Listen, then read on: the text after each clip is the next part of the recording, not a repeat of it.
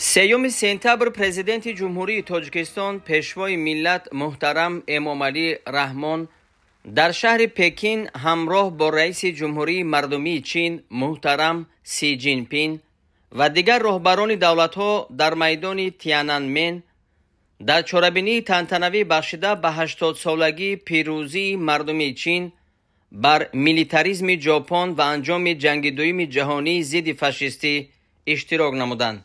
سرور دولت ما محترم امامعلی رحمان و سران دیگر دولت‌ها را در محل برگزاری چهاربینی رئیس جمهوری مردمی چین محترم سی جین پینگ صمیمانه استقبال گرفتند.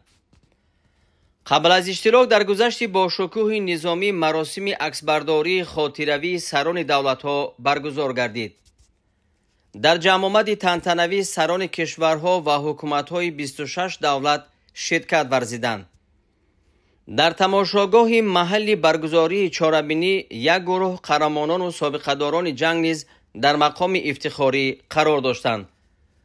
در رسم پرشکوه نظامی که به طور کم نظیر و بی سابقه آماده شده بود، جزء اتامهای قوه‌های استراتژی زمینی، بحری و هوایی چین، اینچنین شماره زیادی تکنیکای معاصر حربی از واحدهای مختلف ارتش این کشور اشتراک نمودند.